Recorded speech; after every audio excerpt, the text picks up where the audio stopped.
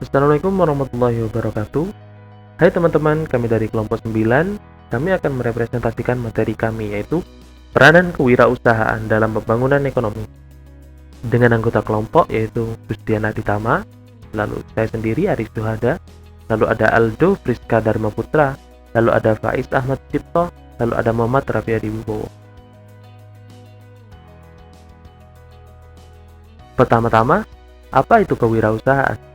Wirausaha dapat diartikan sebagai suatu tindakan yang berani dalam menghadapi resiko dan ketidakpastian untuk menciptakan sesuatu yang baru dan berbeda demi menghasilkan nilai tambah.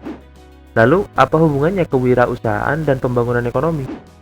Tumbuh kembangnya perindustrian pada suatu negara atau wilayah dipengaruhi tingkat perkembangan kewirausahaan itu sendiri.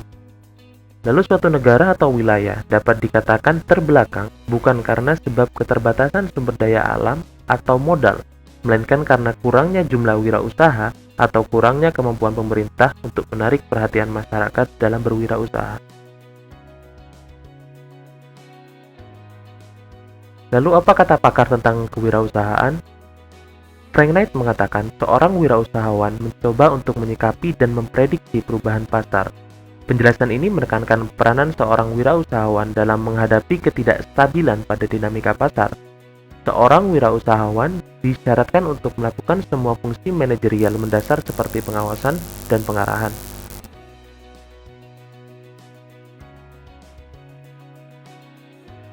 Lalu, kata Syamsuddin Suryana mengatakan, wirausaha adalah seseorang yang memiliki karakteristik percaya diri, berorientasi pada tugas dan hasil, pengambil risiko yang wajar, kepemimpinan yang lugas, kreatif menghasilkan inovasi, dan serta berorientasi pada masa depan.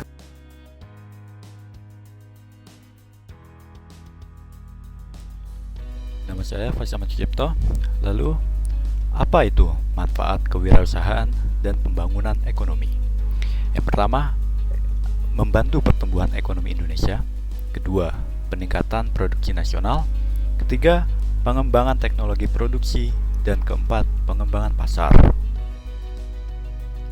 Lalu, apa rincian peran wirausaha dalam mempercepat pembangunan? Yang pertama, menciptakan lapangan pekerjaan. Kedua, mengurangi pengangguran. Ketiga, meningkatkan pendapatan masyarakat. Yang keempat, mengombinasikan faktor produksi. Dan kelima, meningkatkan produktivitas nasional. Perkenalkan, nama saya Aldo Friska Dharma Putra. Di sini saya akan menjelaskan pengembangan kewirausahaan di Indonesia. Menurut katalog yang diterbitkan oleh Badan Pusat Statistik tanggal 20 November 2019 dengan judul Statistik Karakteristik Usaha 2019, angka total wirausaha yang ada di Indonesia mencapai 25.763.552 usaha dan dikategorikan menjadi 16 lapangan usaha. Lalu selanjutnya, adapun peran pemerintah yang telah tercantum dalam undang-undang. Seperti sejak 2009, pemerintah terlihat lebih menekankan pengembangan ekonomi kreatif. Hal ini ditegaskan pada Instruksi Presiden Nomor 9 Tahun 2009 yang telah diterbitkan. Lalu yang kedua, adapun Peraturan Presiden Nomor 69 Tahun 2019 tentang Kementerian Pariwisata dan Ekonomi Kreatif yang pada tanggal 24 Oktober 2019 telah menjadi satu. Adapun isu strategis kewirausahaan di Indonesia. Nah, yang pertama adalah Indonesia memiliki pandangan dan motivasi yang kuat dalam berwirausaha jika dibandingkan dengan global. Namun, implementasi wirausaha masihlah rendah. Kedua, wirausaha yang berdasarkan kebutuhan. Ketiga, ada necessity entrepreneurs atau keperluan dari pengusaha masih tinggi. Adapun perizinan usaha masih belum mudah dan terintegrasi. Masih kurangnya ketersediaan dan akses untuk sistem penunjang usaha seperti logistik, infrastruktur, dan digital enablers. Keenam, kurangnya akses informasi, peluang, dan pengembangan usaha. Dan yang terakhir, belum ada kebijakan mendukung perkembangan wirausaha sosial.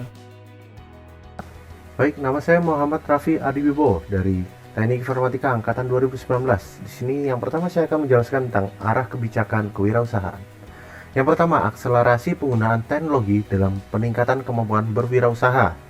Yang kedua, penciptaan peluang usaha untuk meningkatkan populasi wirausaha yang berorientasi pada pertumbuhan. 3. Penguatan usaha melalui kolaborasi dalam inovasi dan kreativitas untuk menghasilkan produk yang memiliki nilai tambah tinggi. Yang keempat, penyediaan layanan sistem informasi yang terintegrasi dan real time. Yang kelima, penyederhanaan perizinan usaha. Oke, selanjutnya saya akan menjelaskan tentang perkembangan kewirausahaan di Cina. Barang-barang yang biasa kita miliki pasti setidaknya 50% buatan Cina, terutama barang elektronik. Hal tersebut dikarenakan tingginya tingkat ekspor dari negara tirai bambu ini. Ya, mereka memiliki siasat yang cukup baik dengan cara menekan nilai yuan ke USD menjadi lebih kecil, dan mereka mempertahankan hal tersebut sehingga harga barang yang mereka keluarkan ke luar pasti akan mendapatkan pajak yang lebih kecil dari yang seharusnya. Dan juga mereka mengolah sumber daya dengan baik dengan cara menyerahkan ekspor sebesar-besarnya kepada UKM, unit kegiatan masyarakat, yang istilahnya mendorong tingkat pekerjaan masyarakat. Jadi masyarakat akan terbantu dengan hal tersebut. Dan yang paling penting di sini, untuk mengajukan sebuah izin usaha hanya dibutuhkan waktu 40 hari, sementara di Indonesia dibutuhkan waktu 150 hari. Ya, cukup mudah bukan di Cina? Sekian. Perkenalkan, nama saya Gusen Tama. Kali ini saya akan menjelaskan tentang peran inkubator bisnis. Inkubator bisnis adalah suatu institusi yang dirancang untuk mempercepat pertumbuhan dan menjamin keberhasilan melalui bantuan sumber daya fisik dan pelayanan.